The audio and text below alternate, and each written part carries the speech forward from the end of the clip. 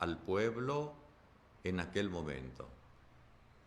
Para este paso, desde luego, la gran mayoría de personas pues no está muy versada en la historia, en la literatura, específicamente hebrea, y entonces nos ayuda comentarios que las Biblias, la mayoría de las Biblias, sobre todo las populares, tienen abajo. Está el texto principal, el oficial, y luego abajo vienen comentarios. Y nos van explicando esos comentarios, pues las circunstancias históricas, los acentos en el contenido, los personajes, etcétera. Entonces nos ayuda mucho la lectura de esos comentarios. O bien utilizar, tener siempre a la mano pues algún librito de historia de Israel o uno de geografía para ubicar los lugares y conocer a los personajes. Entonces un buen curso de Biblia siempre es muy valioso porque nos da esa información. Vamos apenas en el primer paso, miren, lectura atenta de la palabra de Dios o lección. Segundo paso, el objetivo, bueno, este segundo paso se llama meditación o meditatio, utilizando la palabra latina. El objetivo de este segundo momento es aplicar el mensaje que descubrimos que Dios le dio al pueblo en aquella época con la lectura atenta de la palabra y entonces preguntarnos, ¿y qué me dice a mí ahora que yo estoy en este tiempo, en mis circunstancias, leyendo? Esta meditación nos lleva a buscar la identificación con los personajes, porque finalmente, aunque estamos hablando de tiempos tan diferentes, el hombre es el hombre siempre en todas partes. Siempre tiene alegrías, siempre tiene miedos, siempre tiene éxitos, siempre tiene ilusiones, siempre tiene sentimientos, experimenta los afectos y desafectos, ¿verdad? Tiene fe o le falta la fe, se enferma, sana, en fin. De manera que la temática aparecida en la época en que fue escrita la Biblia, la vamos a encontrar que nos conecta con la vida nuestra. Y entonces ahí hacemos un ejercicio para traer el mensaje a la vida personal. Esa es la meditación, de tal manera que reconocemos que la palabra de Dios es viva siempre. Dios habla entonces, habla hoy, hablará mañana, le habla al hombre de siempre. Este segundo momento es muy rico, es muy valioso, es cuando nos sentimos interpelados por Dios en nuestras circunstancias. Nuestras circunstancias suelen tener así como aspectos que se acentúan. Puedo estar yo en este momento triste o enfermo o preocupado o muy feliz o tener una gran ilusión o una gran necesidad. Voy a encontrar algo semejante a lo que yo estoy viviendo en aquello que acabo de leer. Y ahí es donde se da la conexión y me siento yo como remontado al momento en el que se escribió la Biblia y entonces la palabra de Dios se actualiza. Esa es la meditación. Entonces ahí es donde puedo decir, Dios me está diciendo, pues que tenga fe o que me convierta, que necesito cambiar o que pues necesito ser más dinámico, que necesito acercarme a los demás, a los que sufren, o que necesito elevar mi mirada más a Dios porque he estado mirando solamente hacia las cosas terrenales o pasajeras, en fin, ahí va cada uno descubriendo el mensaje que el Señor le está diciendo en ese momento. Tercer paso, es la oración o la oratio. Oración ya es la respuesta que nace de mi corazón por lo que Dios me ha dicho durante la meditación. Finalmente, la lectura de la Biblia es entrar en relación con Dios, es establecer una comunicación en donde Él habla y yo le escucho, pero también, y me lleva, y este es el momento, el tercero, a que yo le hable y Él me escucha. ¿Y de qué le voy a hablar? Pues en una conversación el tema debe ser el mismo, ¿verdad? De tal manera que de lo que Dios me dijo, de eso yo le contesto. Imagínense que alguien dice, buenos días, ¿cómo estás? Y uno empieza a decir, pues el clima está así, o qué sé yo, la economía está muy difícil. No, no, no, ¿cómo estás tú? De eso platícame. O si me preguntan del precio de la fruta, no voy a contestar con otra cosa muy diferente. No, la temática en este caso la establece el texto que yo estoy leyendo, me lleva a saber de qué me está hablando Dios. De eso mismo yo le contesto, me nace una oración, orar es hablar con Dios. Y entonces es la respuesta que le damos al mensaje que Él nos ha dado en este tercer momento. El cuarto viene siendo la contemplación o contemplatio. La contemplación es como ponernos los lentes de Dios, porque una vez que Él nos ha hablado, nos ha transmitido su manera de ver nuestra vida o de ver el mundo o la historia. Y entonces, una vez que nos hemos acercado al texto de la Biblia, ahora ya sabemos y vamos descubriendo y poco a poquito, y en esto nunca terminamos, vamos descubriendo quién es Dios, cómo piensa Dios, cómo actúa Dios. Y siempre nos sorprendemos. Porque Dios es maravilloso y el que se acerca a la Biblia y lo hace con este método que es una forma profunda de escuchar la palabra de Dios, entonces nos lleva al descubrimiento creciente del misterio de Dios y también vamos descubriendo el misterio del hombre y de la historia y del mundo desde la mirada de Dios. El domingo pasado escuchábamos que Jesús decía, mis pensamientos no son como sus pensamientos. Mi manera de conocer las cosas no es la misma de ustedes. Por eso la nuestra es muy limitada. Dios es sabio, en extremo es bueno, en extremo es santo, en extremo nos rebasa tremendamente y Él quiere comunicarnos su forma de pensar y de ver las cosas, porque es así como nos engrandecemos, de otra manera nos quedamos empequeñecidos en nuestros límites, en nuestra miseria, en nuestra debilidad.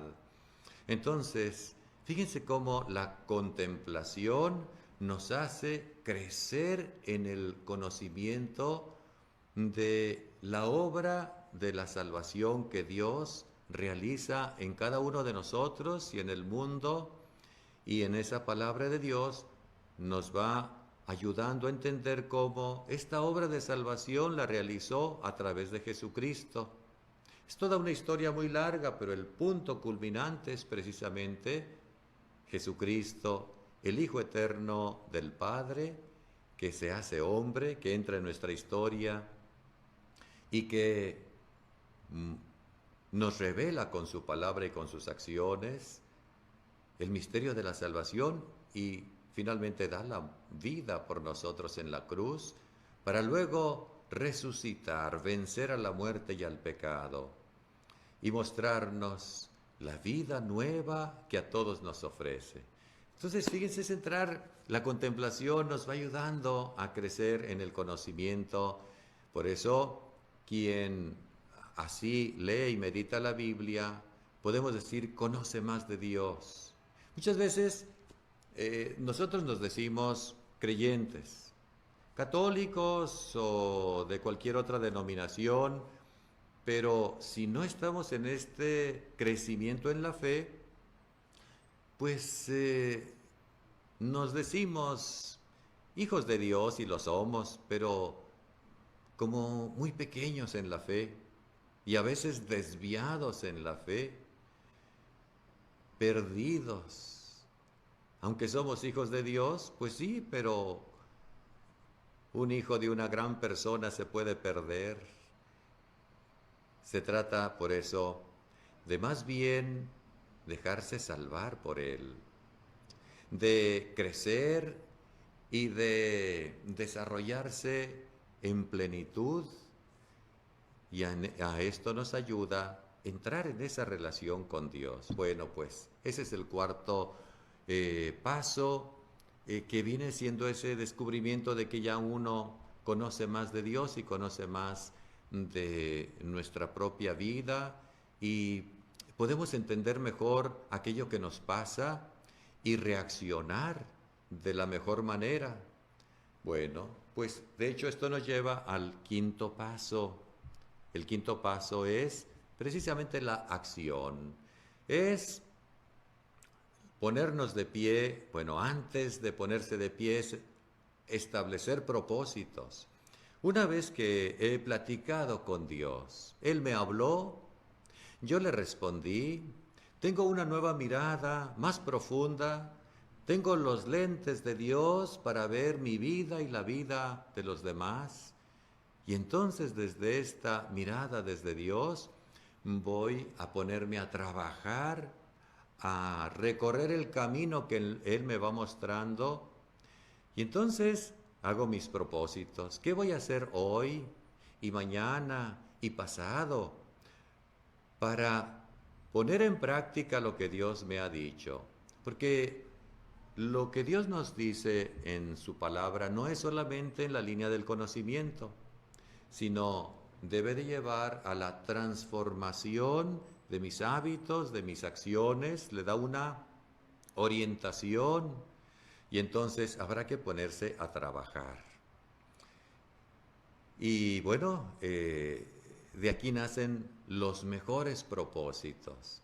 Siempre hay que tener un plan de vida. El mejor plan de vida es el que se hace cuando uno antes se puso a escuchar la palabra de Dios a profundidad. Bueno, pues vean, esta es la Lectio Divina o lectura orante de la palabra de Dios que les comparto en este mes de la Biblia. Así es de que los invito pues a intentar hacer un pequeño ejercicio personal y en lo posible acérquense a sus comunidades parroquiales. Generalmente van a encontrar alguna experiencia o varias de esta lectura orante de la palabra de Dios. De manera que esto se puede hacer o de manera individual o también de manera comunitaria. Los pequeños grupos en los que incluso se va compartiendo esa riqueza de lo que cada uno de los miembros, a veces son 5 personas, 10 personas, debe de ser preferentemente pequeños grupitos. Si son 3, 4, 5 sería mucho mejor. Cuando son grupos grandes es bueno dividirse para poder ir compartiendo cada uno de estos momentos. Y hay una riqueza muy bonita porque cuando nos vamos expresando de acuerdo al momento, a los pasos que vamos dando, generalmente vamos descubriendo cómo hay una riqueza que lo que yo no percibí en mi momento, de pronto un compañero la tiene y la expresó y digo, de veras, es cierto, yo no me fijé en ese detalle y cómo ilumina este encuentro con la palabra. Bueno, espero que ayude esta pequeña reflexión en torno a la lección divina o lectura orante de la palabra de Dios en este mes de septiembre, mes de la Biblia, que por otra parte, al estar todavía dentro de este clima de pandemia, y aunque estamos así medio entresaliendo, con muchos cuidados, no dejamos todavía de buscar preferentemente estar en casa, y al estar en casa, pues una muy buena actividad desde nuestra fe sería acercarnos más a la Biblia. No dejen de tener a la mano, ojalá alguna pequeña introducción bíblica. Las hay muy sencillas y son muy comunes, muy ordinarias. En cualquier librería católica se puede conseguir y nos da un panorama básico, esencial, para poder entenderla mejor. Que la Biblia pues no sea un libro pues ahí que esté en el olvido, muy bonito pero nuevo y sin usar, pues sería como un platillo que se ve delicioso pero que no se consume y que dejaría a las personas con hambre, débiles, sin fuerzas, y entonces pues ¿de qué serviría mirar o estar enfrente del mejor platillo si no se consume?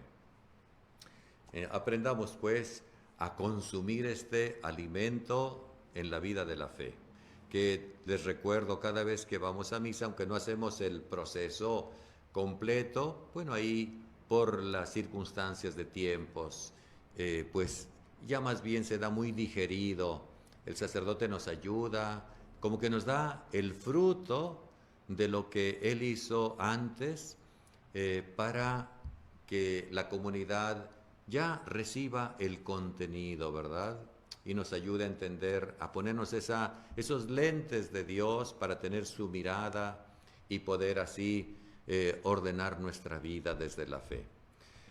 Así es de que, pues, me queda el tiempo apenas muy breve, creo que ya para despedirme, pero decirles, estamos en septiembre, en la mayoría de los lugares hay inscripciones para el catecismo de niños o de adultos. No dejen de acercarse a sus comunidades parroquiales para, además de la Biblia, está toda esa enseñanza que llamamos catecismo y poder así comprender mejor la vida cristiana. Me despido de ustedes deseándoles lo mejor. Les doy la bendición. El Señor esté con ustedes y que la bendición de Dios Todopoderoso, Padre, Hijo y Espíritu Santo descienda sobre ustedes y permanezca para siempre. Que tengan un excelente día. Hasta la próxima.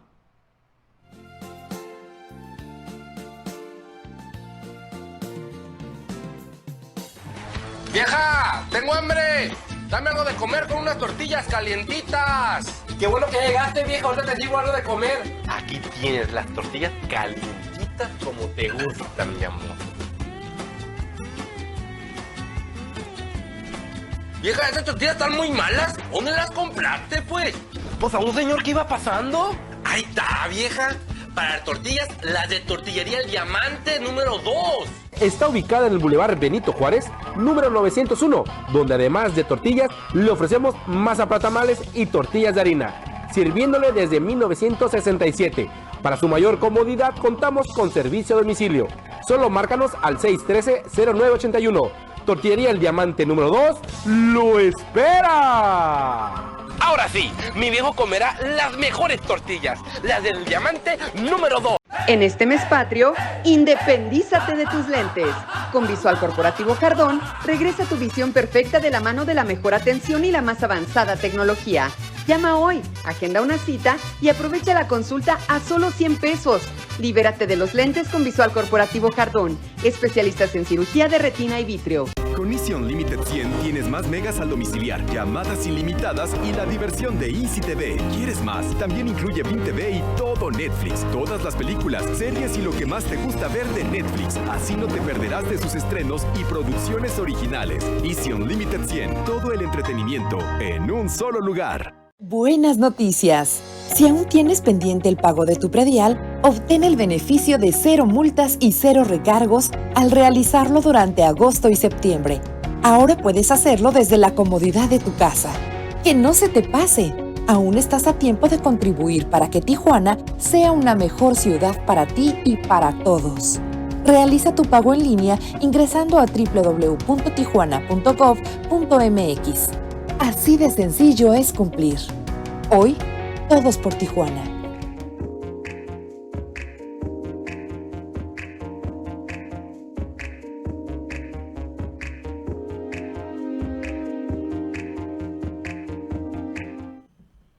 Muy buenos días, tengan todos ustedes, estimable auditorio de CNR Noticias, canal estatal de televisión.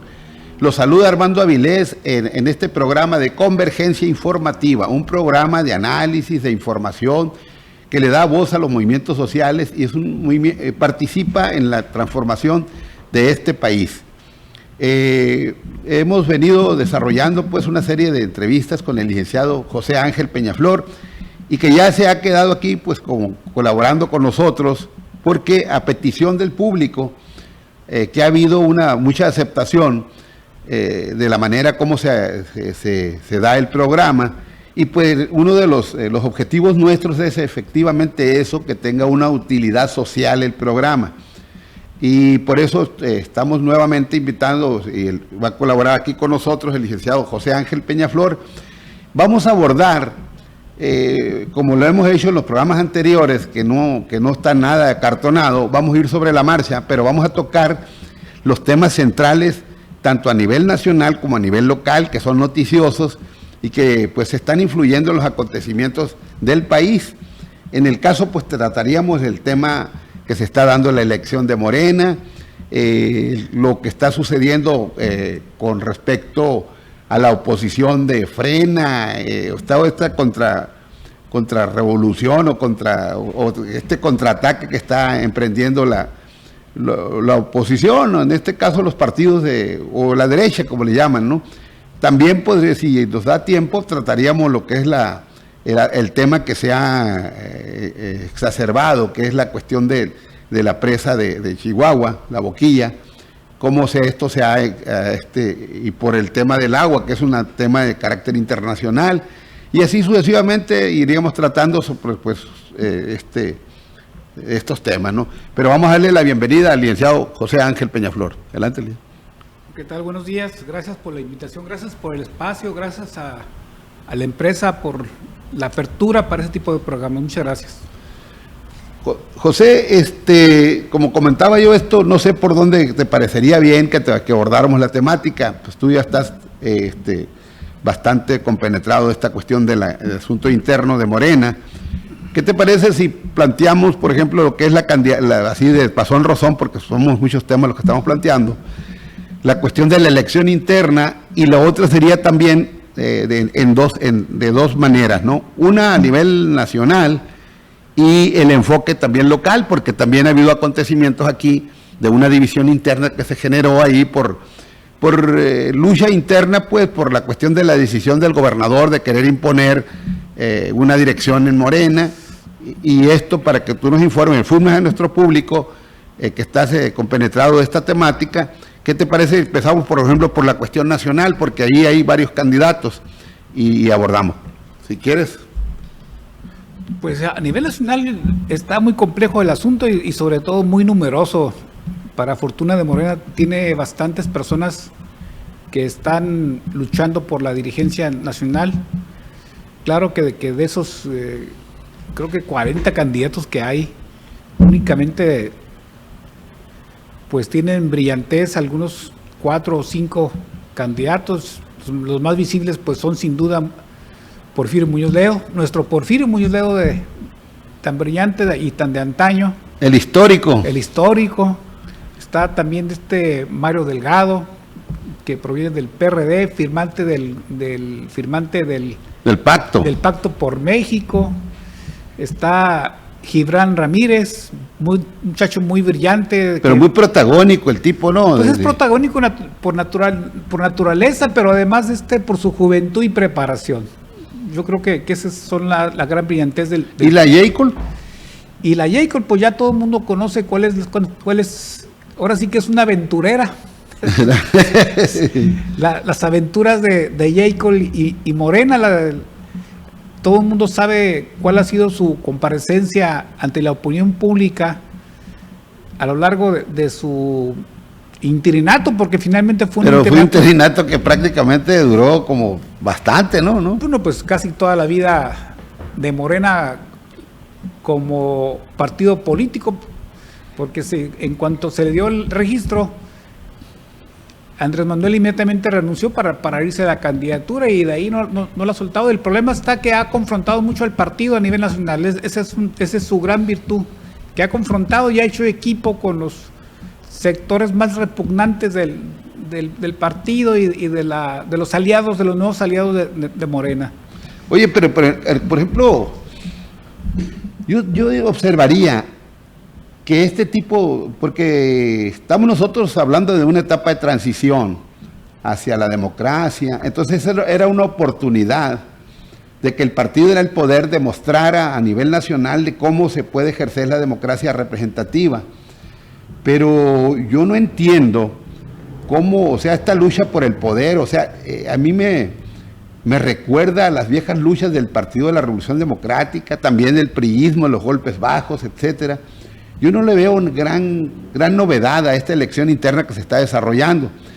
En el caso, por ejemplo, de que va a ser, a mí diría que se me hace bolas el engrudo en entender esta temática, o sea, porque Obrador no cabe duda que es un hombre fuerte, tiene la centralización del poder, pero él habla de que él respeta la cuestión interna del partido, que respeta la cuestión de la autonomía de la Cámara de Diputados, de la Suprema Corte de Justicia, pero no puede ser en un periodo tan corto que él habla que ya cambió el país, porque la estructura que nosotros tenemos mental en el plano de la formación política es una estructura autoritaria, donde el PRI fue partido de Estado y pues el partido que gobernó, que fue el PAN, pues hizo lo mismo. Entonces no hay una estructura democrática como para hablar de soltar y que de la noche a la mañana pueda haber esta libertad así, tan libre que sea. Ahí es donde, ¿cómo mirarías tú, licenciado, este juego? ¿Tú creerías que esto que se está dando puede alivianar a que se airea el partido? Porque por otro lado también, o la conformación de Morena fue más una conformación de coalición, de alianza, que de un partido que por preocuparse por una elección interna no están conformando los cuadros que requiere para gobernar, porque ahorita Morena tiene el poder del Estado, es el gobierno. ¿Cómo la ves con eso? Bueno, para empezar, Morena es un reflejo social, es un reflejo de la sociedad. Nuestra sociedad todavía no es una sociedad democrática y Morena tampoco. Para empezar, Morena está desarticulada en todo el país. Son pocos los estados donde podemos encontrar un comité ejecutivo estatal, un comité municipal por cada municipio, un comité por cada distrito. Yo creo que debemos de partir que Morena como partido no es un partido democrático. Y Morena está reflejando mucho de los vicios, de los viejos vicios del PRI en Morena. Encontramos una Morena muy antidemocrática, donde dependen de los jefes políticos estatales, de los jefes políticos nacionales, y evidentemente que de esto no se salva Andrés Manuel. Andrés Manuel es el jefe político de Morena, se quiera o no se quiera, y su influencia se recorre como un manto protector para todo el partido a nivel nacional. Pues ya vemos a quien impuso en cada estado como gerente del Estado mexicano. Aquí tenemos los superdelegados. Los superdelegados famosos. Eso no es más que... Y que no tienen mérito algunos, ¿no? Porque yo no le encuentro los méritos a los que algunos en algunos estados, gente que tiene un bajo perfil y el trabajo que, por ejemplo, que pueden desempeñar, o sea, de sustituir a todos los que serían las delegaciones, es muy pobre, ¿no? Porque se convierte a ser un coordinador de los los programas o un mal coordinador de los programas de gobierno, ¿no? Porque yo veo ahí como más de publicidad, de propaganda, que una persona que tenga la capacidad para resolver o para sustituir lo que fueron los antiguos delegados, ¿no? Aunque ahí se argumenta la cuestión de la austeridad, del gasto, etcétera. Pero yo no le veo, en este aspecto sí es una novedad de lo que está manejando, pero se sintetizaría diciendo que es la centralización del poder, porque a través del superdelegado tiene el control de los recursos federales, tiene el control y canalización hacia ciertos sectores de los recursos de la federación, ¿no? Pues mira, como es un reflejo priista, pues el reflejo priista de la época, cuando está el PRI en su apogeo, pues era tener el control político y económico y social del Estado o de la nación. Esto se está reflejando evidentemente en todos los lugares. Por ejemplo, mira, aquí en Baja California sabemos que existe ya un delegado político de Morena que es Burgueño, que el profesor Burgueño, pero que más sin embargo tiene alrededor de 2 meses en el poder como delegado político, pero no le hemos visto acciones realmente políticas. Vemos que tiene una serie de visitas por todo el estado con los grupos al interior de Morena, pero sin despuntar en lo político. No tiene o sea que el poder real es como nomás un poder formal.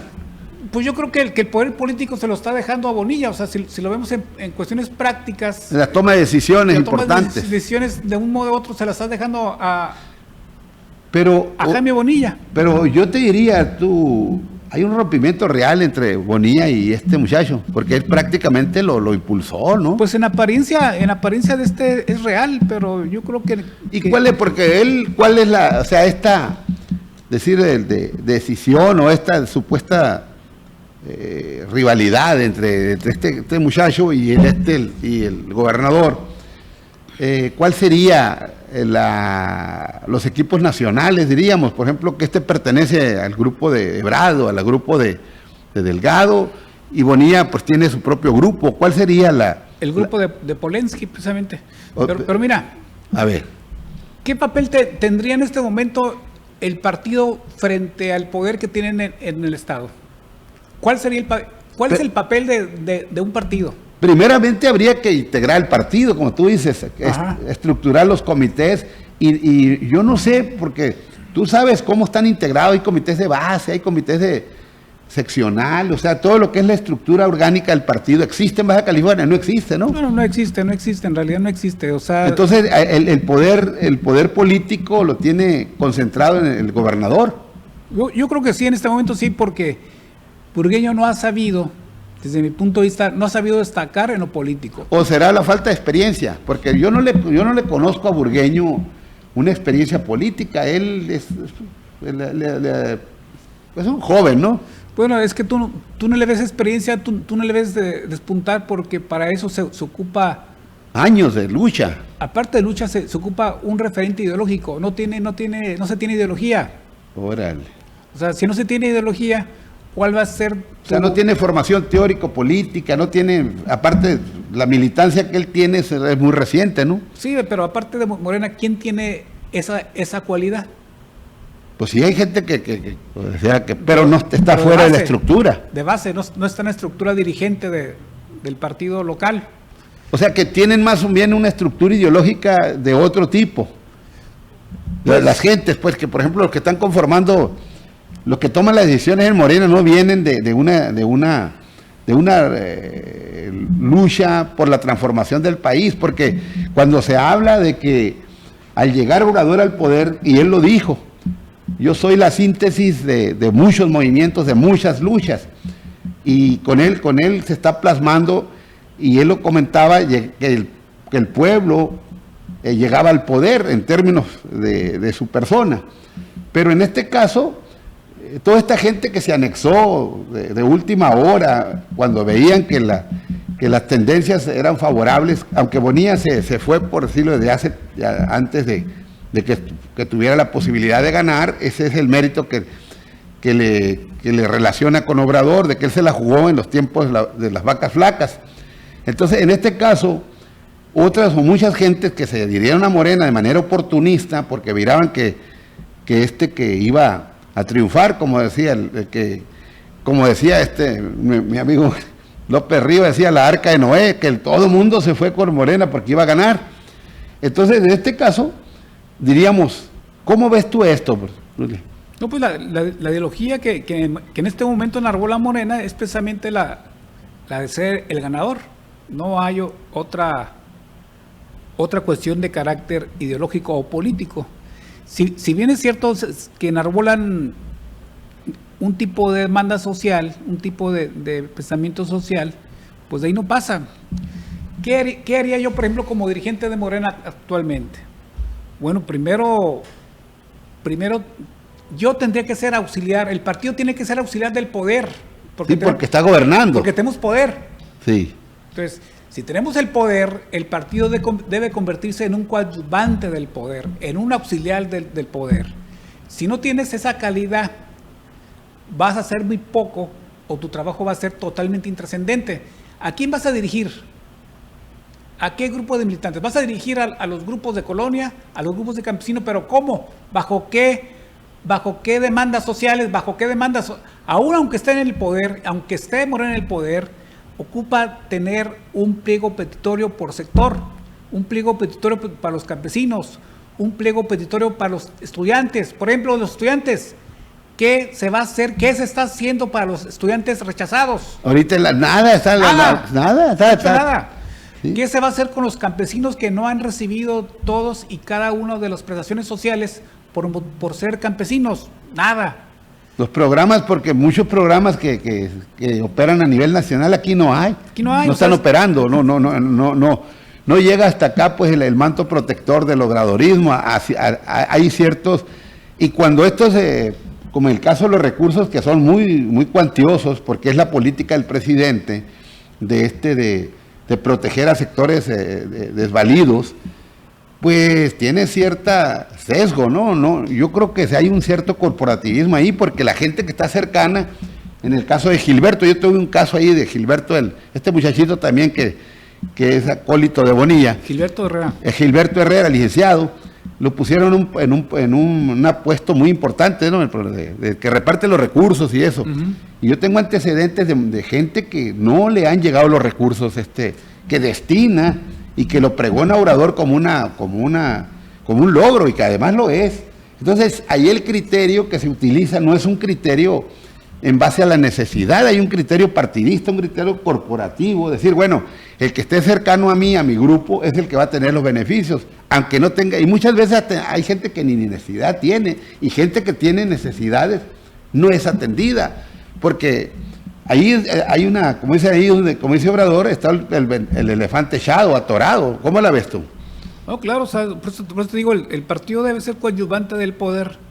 Ese es un sector que no ha sido favorecido totalmente, no obstante que tiene necesidades gigantescas, no obstante que tenemos una estructura jurídica, no obstante de que tenemos que impactar socialmente a esos sectores. Por ejemplo, mira, te comento casos prácticos que traigo en este momento desarrollando. En materia de energía eléctrica, la ley de este ramo previene que los grupos vulnerables tendrán derecho a quedar exentos de pago de energía eléctrica o de tarifas con privilegio. Este tipo de estructura jurídica está dirigido sobre todo a los ancianos, los de la tercera edad, a los grupos sociales, a los clubs, a las asociaciones civiles que desarrollan ese tipo de trabajo, porque dice que hay que dirigirlo a los grupos vulnerables. ¿Has tú escuchado alguna persona beneficiada con ese tipo de privilegio? Pues no. Pues entonces ese es un punto donde se debe de impactar. Ahí es donde tú decías, ahorita vamos a ir a continuar con esta entrevista o esta charla tan interesante y tan amena. Vamos a continuar y le vamos a continuar por ese mismo rumbo. Vamos a ir a un corte y continuamos. Adelante el corte.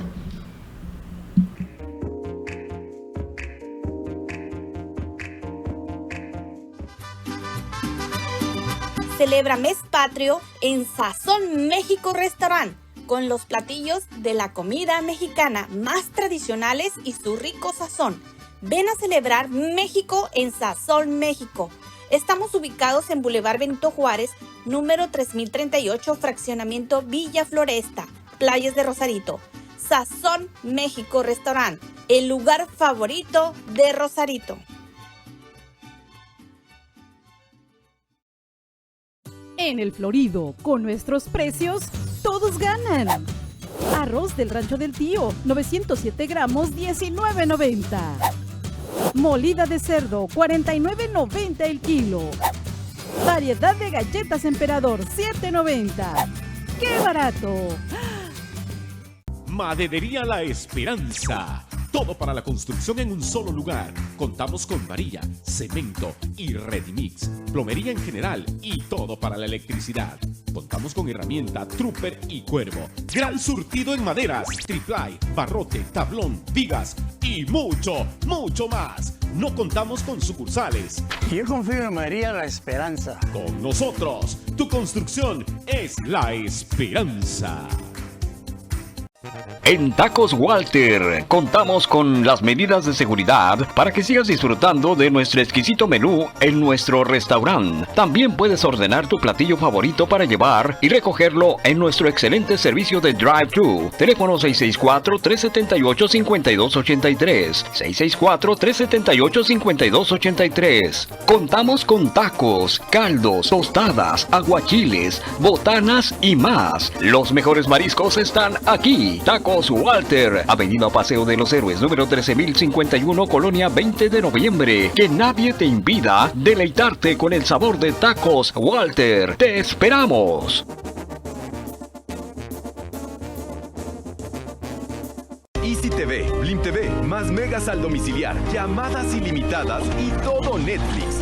Sus películas, series, documentales y producciones originales de las que todo el mundo habla. Easy, reproducir Stranger Things. Esto es Easy Unlimited 100, todo el entretenimiento en un solo lugar.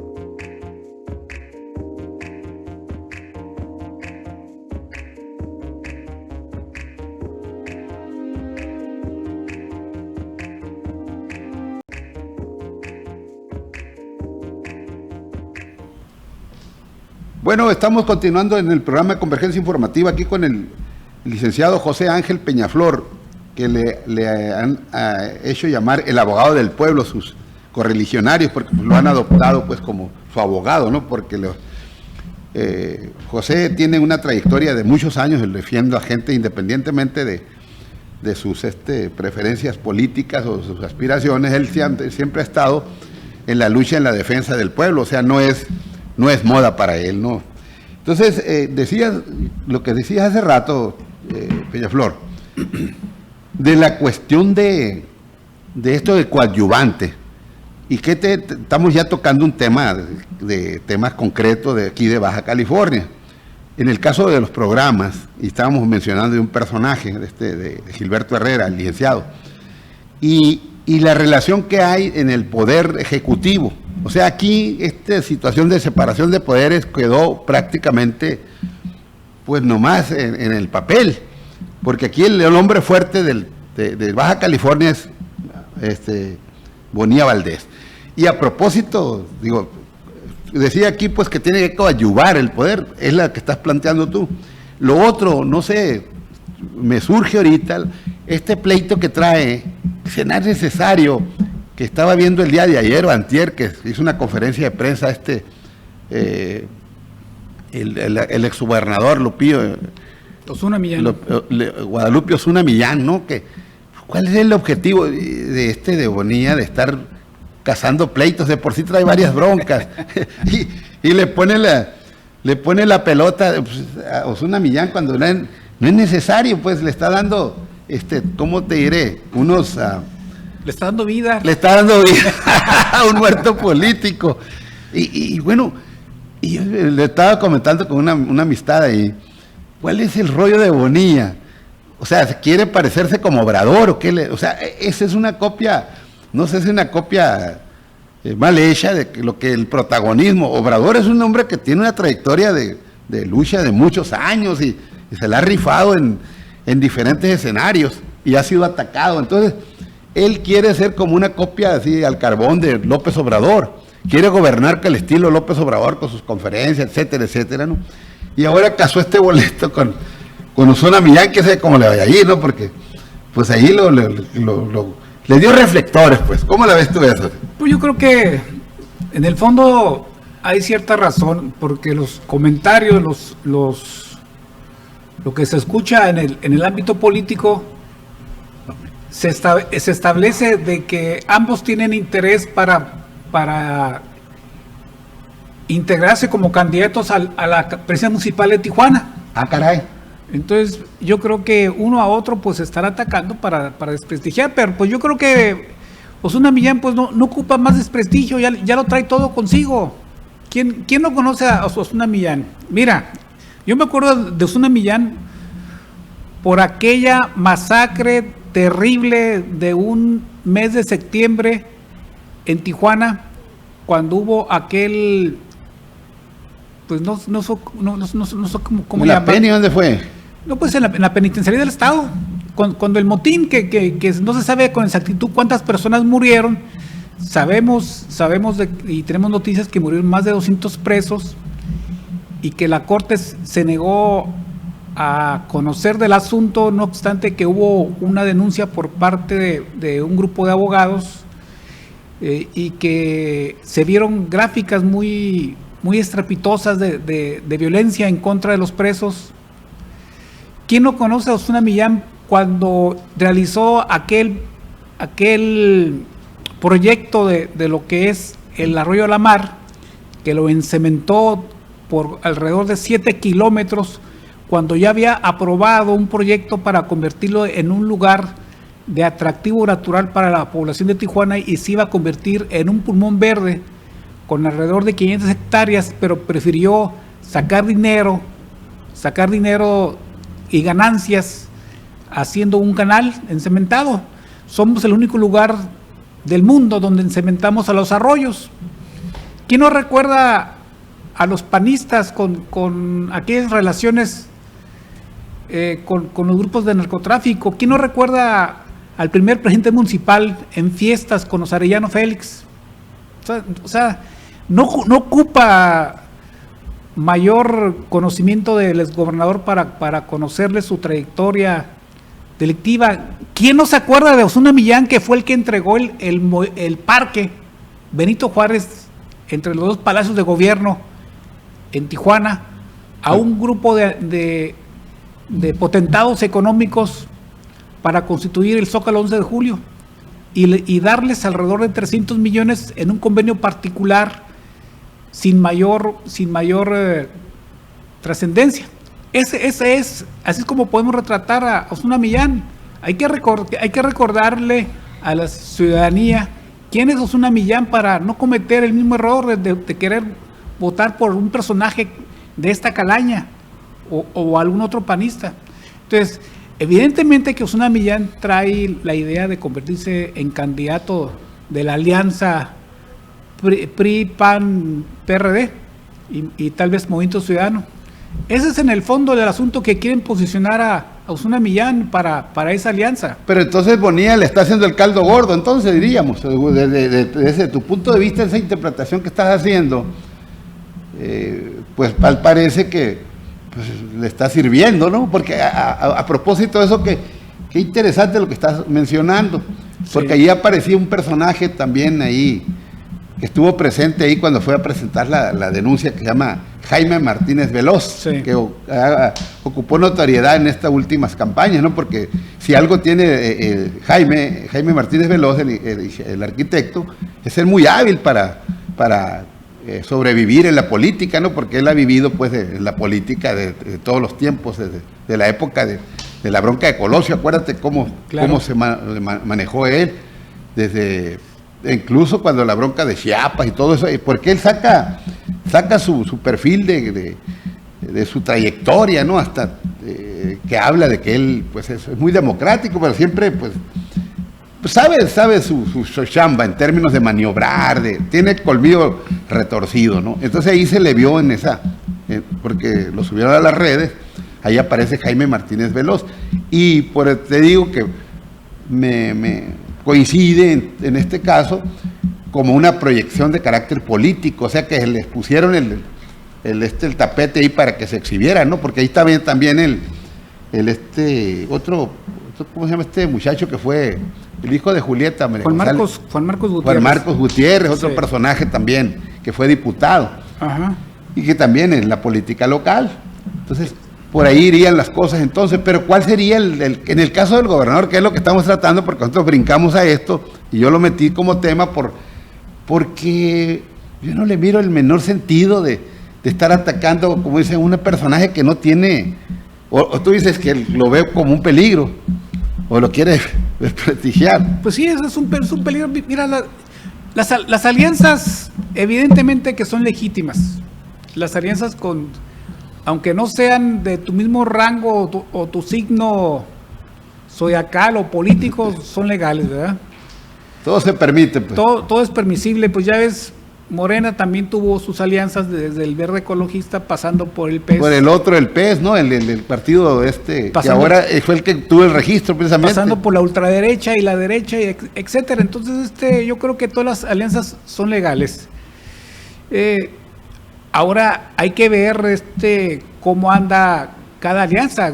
La alianza que hará el PAN, el PRI, PRD y Movimiento Ciudadano, y la alianza que haga Morena. O sea, pues ambas son legítimas, ambas tienen derecho, finalmente son ciudadanas. Son legales, más son no legales, legítimas. Son legítimas. Pero pues mira, el gran problema de estas dos alianzas es que piensan de que ambas pueden ganar juntas.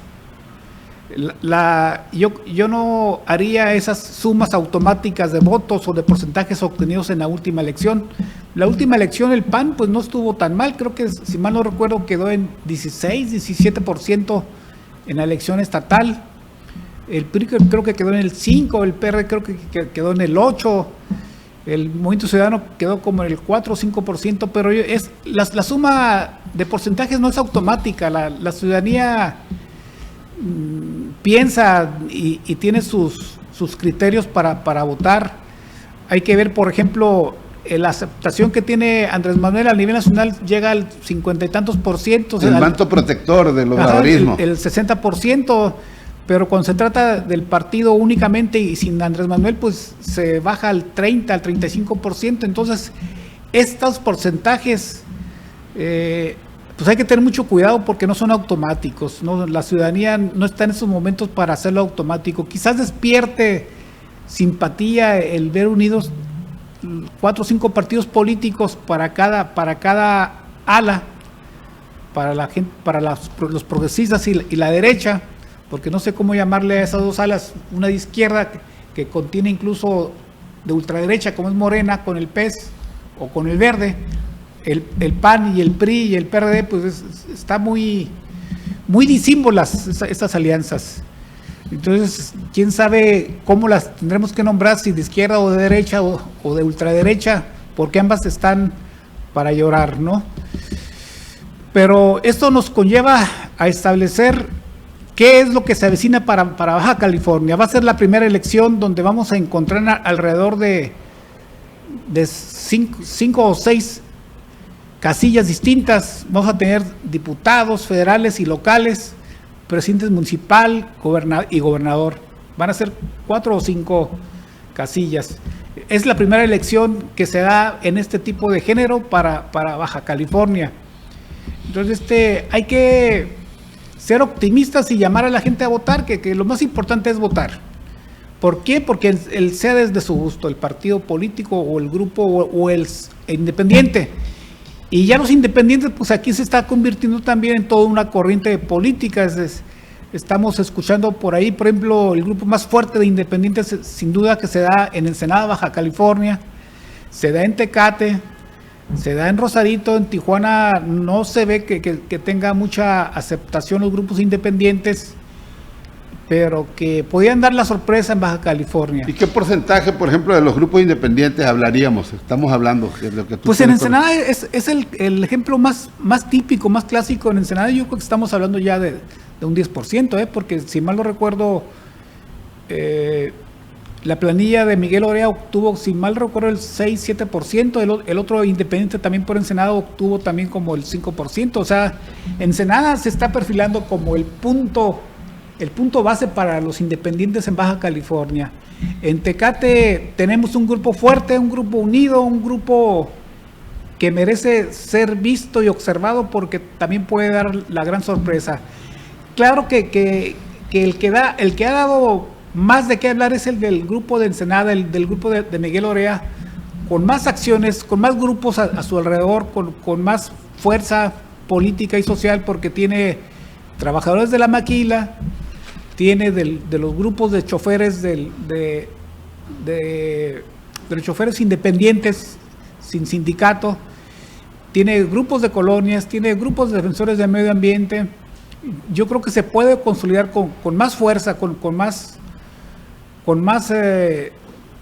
protagonismo el grupo. Pero podría ser un catalizador estos grupos independientes y que pudieran dar un salto hacia otras expectativas de poder, por ejemplo, llegar a ganar. En el caso pues, de Ensenada, tú mencionas, por ejemplo, que candidatura de la presidencia municipal o regidurías o diputaciones, ¿de qué estamos hablando? Yo creo que Ensenada ahorita se está en capacidad para pelear la presidencia municipal. De hecho. ¿Y con qué grupos sería? ¿Con grupos de resistencias o sería? ¿Y qué estructura, por decirlo así, legal o qué estructura se puede para registrar o para hacer la participación legal? Yo creo que en Ensenada no tiene ninguna dificultad para reunir los requisitos para una nueva candidatura de carácter municipal y el diputado local por Ensenada. ¿Por qué? Pues porque en la anterior experiencia que hubo con ellos, le batallaron para poder reunir las firmas, pero en este momento tienen rebasada la capacidad para reunir las firmas. Hay que recordar que la ley estatal prevé las candidaturas independientes, pero con muchos requisitos, algunos casi insoslayables, algunos casi con muchos candados. Para limitar la participación. Para evitar la participación. No hemos tenido la capacidad de la sociedad civil para poder rebasar los obstáculos para poder participar en forma independiente. Yo creo que nos falta mucho por aprender y practicar en este tema político independiente. Oye, licenciado, y en el caso, por ejemplo, de este pleito, ¿tú qué opinas de este pleito que traen ahí Bonilla y el presidente municipal de Tijuana? Pues ese pleito pues está definitivamente para ser estudiado, ¿eh? Sí, porque por un lado yo no veo que bueno, los señalamientos que hacía los Osuna Millán sí fueron fuertes los que hacían, ¿no? Y algunos tenían razón, porque por ejemplo la gente de que llegaron a nombre de Morena, pues si quieres prestado, ¿no? Porque no se caracterizaban por ser gente de Morena.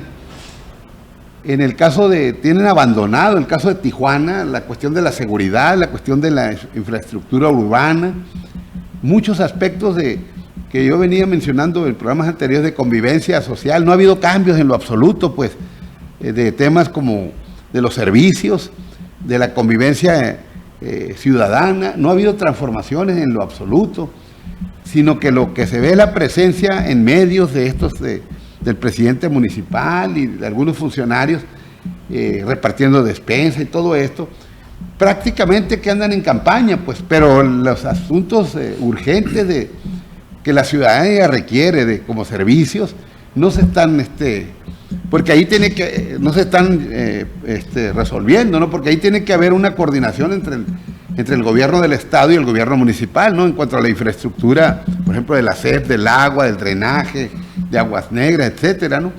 No sé cómo veas eso de tú por ahí. Pues ahí, en ese enfrentamiento yo lo veo que va escalando con mucho más fuerza entre ambos, ¿eh? Por ejemplo, hay dos municipios que son Tecate y Tijuana que no están dentro del círculo del gobernador y ya escalaron este conflicto. Por ejemplo, el municipio de Tecate ya solicitó que tuviera a su alcance la Comisión Estatal de Servicios Públicos de Tecate. Ya la quiere para el municipio. Y Tijuana también ya se está escuchando que ya lo está solicitando municipalmente. Esto evidentemente que va a traer un gran descalabro para Bonilla si se llega a municipalizar. A municipalizar el servicio de agua. ¿Por qué? Pues porque es una entrada muy fuerte, a pesar de todo lo que se diga, es una entrada muy fuerte de recursos económicos. Si bien es cierto que el artículo 115 establece con toda claridad que el agua debe estar dentro de la administración municipal, sabemos que por tradición en Baja California es uno de los pocos estados, 2 o 3 estados, donde no se encuentra en esa administración. Y otro de los peligros que tiene Morena es precisamente ese tipo de enfrentamientos, porque evidentemente que puede haber un gran desprendimiento si no se llega a un convenio político entre ambas partes. Ya se escucha por ahí también mencionar de que González Cruz ya trae pláticas con esta alianza del BOA estatalmente para que sea el candidato o bien el hermano de Arturo, que es Ricardo González Cruz. Entonces hay que esperar nuevos acontecimientos. O sea, apenas está en un proceso de maduración todo este enfrentamiento. ¿Y aquí qué papel podría jugar la Dirección Nacional del Morena, por ejemplo? Porque bien son candidatos, es un gobierno de Morena, para apaciguar o para lograr que esto pues no se siga desarrollando como se viene haciendo, porque cada uno de ellos se relacionan con grupos nacionales, no están actuando solos, ¿no? O sea, que están, y a su vez estos grupos nacionales están buscando lo que sería la presidencia de la República. Es que ahí en el futurismo se parece mucho a los gobiernos anteriores, que en cuanto entraban los funcionarios ya empezaban a ver las candidaturas a futuro, a ser presidenciables. En este caso, los funcionarios federales, ¿no? los que tienen puestos importantes, por ejemplo, como Marcelo Ebrard, como gente que tienen gobernación, todo lo que son las carteras importantes. Entonces, en este caso, o sea, que este pleito que hay local está relacionado, digamos, con ese tipo de relaciones, ¿o cómo la ves?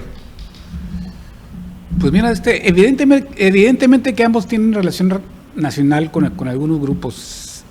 Ya miramos por ahí una reunión en Mexicali donde comparecía el presidente del partido, Burgueño. Miré también a Zulema Adams, la presidenta municipal de Tecate, y Arturo González Cruz. Yo creo que este enfrentamiento está escalando a una división de dos grupos, de dos tendencias políticas al interior de Morena. Peleando el poder. Peleando el poder, sin duda. Esto es por el poder. Y esto, si no se llega a un buen arreglo político, va a traer consecuencias muy graves para Morena, pérdida de votos, pérdida de tendencia política en el Estado.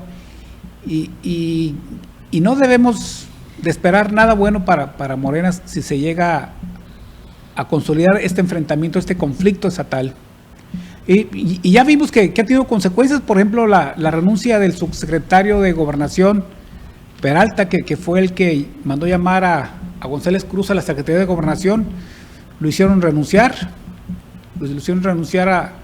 a su puesto. Yo creo que fue por la presión de Andrés Manuel, que lo quitó inmediatamente al haber tomado partido por Bonilla, y que fue cesado hace cuestión de un mes, 15, 20 días. Entonces, ya tenemos consecuencias nacionales sobre ese tema. Yo creo que implica finalmente quién se vaya posicionando más para la cuestión nacional, lo que se refiere al nuevo candidato a la presidencia de la República. Esto tiene íntima relación con esto, sin duda. Oye, por ejemplo, saliendo un poco pero parece que vamos a ir a un corte. Vamos a ir a un corte y luego regresamos y para ir planteando a ver si sacamos otros temas, ¿no? Adelante, el corte. En el Florido, con nuestros precios, todos ganan. Pierna y muslo de pollo, $12.90 el kilo. Papa Russet en bolsa, $10.90 el kilo. Huevo blanco mediano, cartera con 30 piezas, $34.90. ¡Qué barato! La televisión más grande de Tijuana te invita a pasar un buen tiempo en familia y disfrutar de una buena película desde la comodidad de tu carro en Big Moon. Disfruta de su food truck donde encontrarás varias cocinas para degustar a todo tipo de paladar. Big Moon se encuentra ubicado en el Boulevard Insurgentes frente a Parque Morelos. No te lo puedes perder. También contamos con Facebook. Encuéntranos ahí para ver toda nuestra cartelera y las promociones que tendremos para ustedes. Big Moon, la televisión más grande de Tijuana. En esta semana estaremos presentando la siguiente cartelera.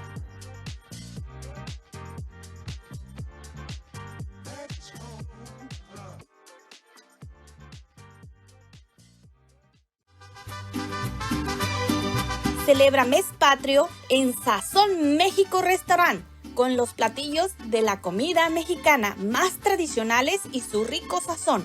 Ven a celebrar México en Sazón México. Estamos ubicados en Boulevard Benito Juárez, número 3038, fraccionamiento Villa Floresta, Playas de Rosarito. Sazón México Restaurant, el lugar favorito de Rosarito.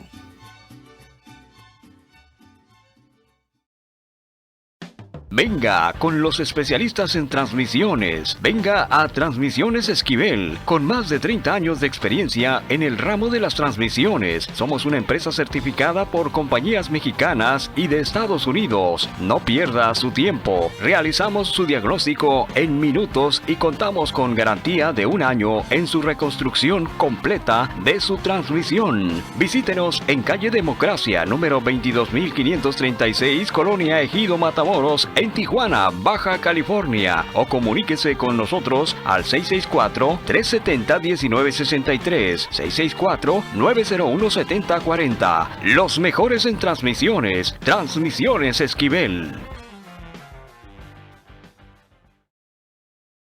En el Florido, con nuestros precios, todos ganan. Pierna y muslo de pollo, $12.90 el kilo. Pulpa larga de res, $99.90 el kilo. Papa Russet en bolsa, $10.90 el kilo. ¡Qué barato!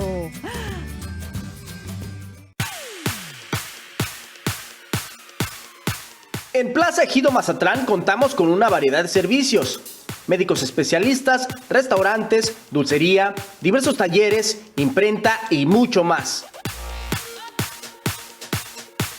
Recuerda que Plaza Ejido Mazatlán es reconocida por su tradición, excelente ubicación y amplio estacionamiento. Ven y compruébalo.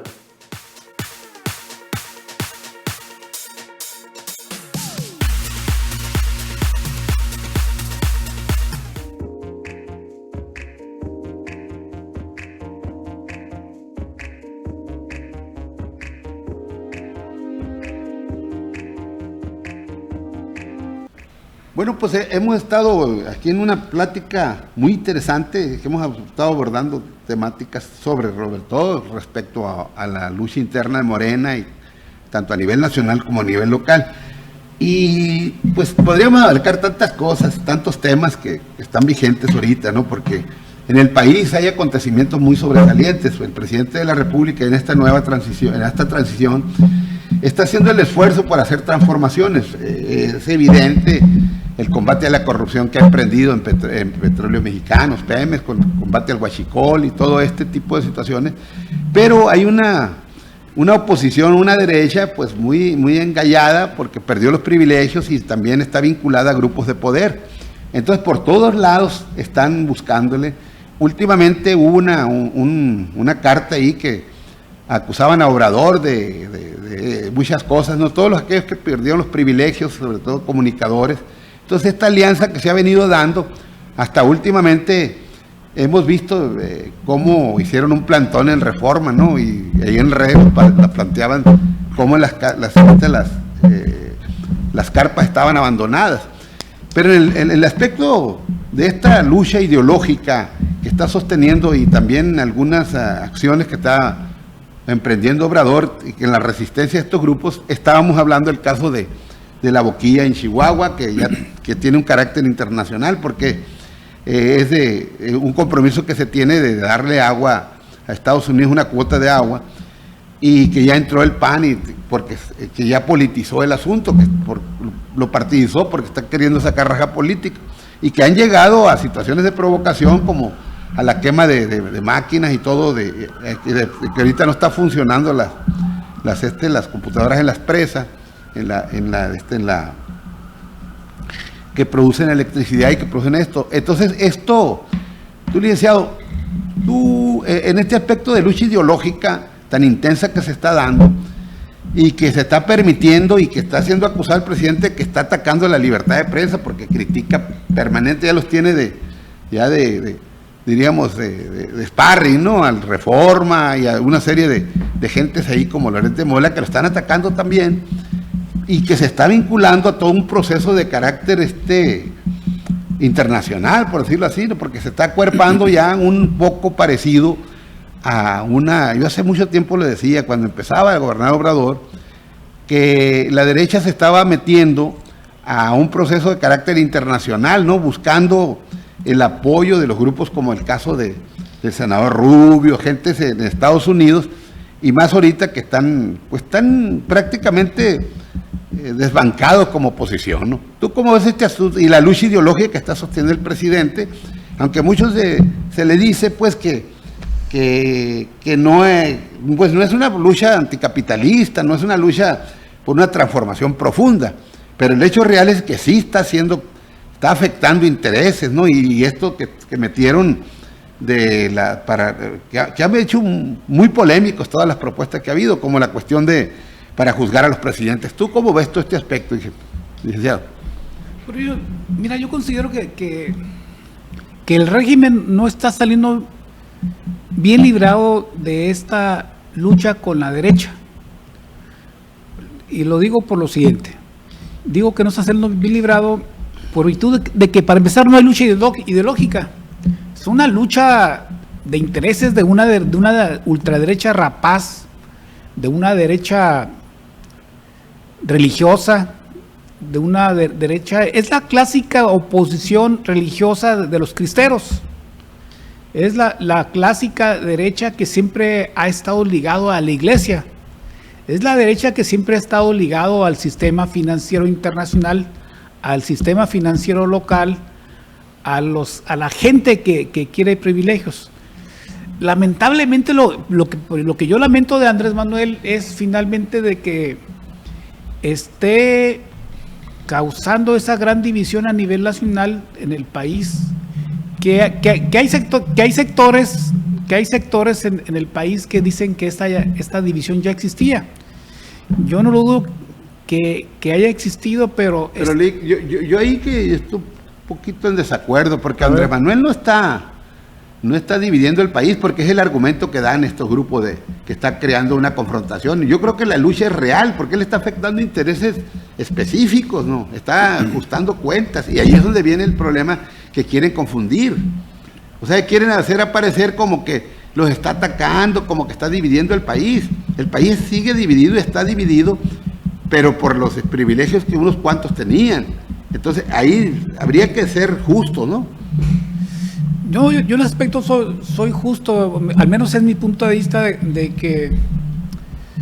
que este país tiene derecho a la confrontación política e ideológica. Andrés Manuel no es anticapitalista, por eso no puede confrontar a este tipo de grupos, porque este tipo de grupos son totalmente capitalistas. Yo creo que aquí hay que establecer con toda precisión, fundamentalmente, quiénes son estos grupos, desvestir a estos grupos, denunciar qué grupos son los que están confrontando a Andrés Manuel y al nuevo régimen. Y confrontarlos implica establecer de dónde vienen, a quién representan, qué es lo que quieren.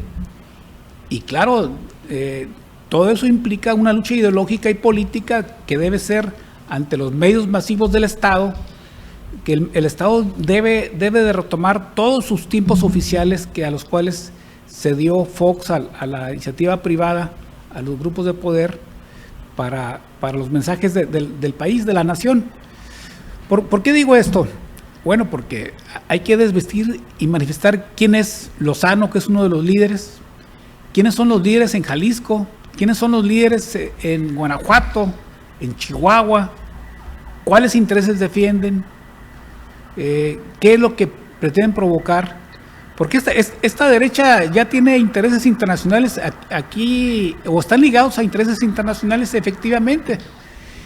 ¿Quién no sabe por qué la facilidad para tener y dar y obtener miles de carpas que fueron plantadas ahí sobre Juárez y sobre la Alameda Central y ahora sobre Reforma?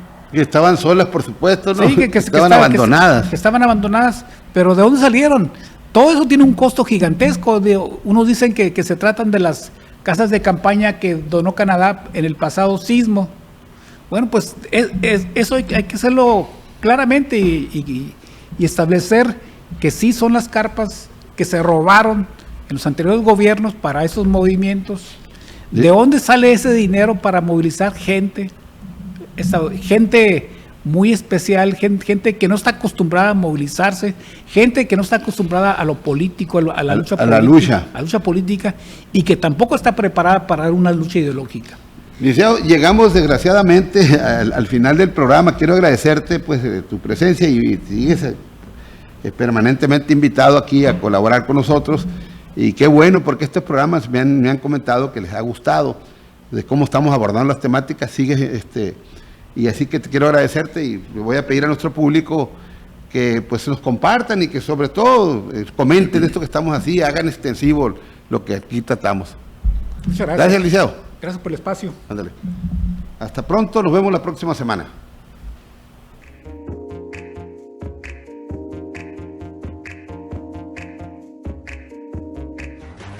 ¡Vieja! ¡Tengo hambre!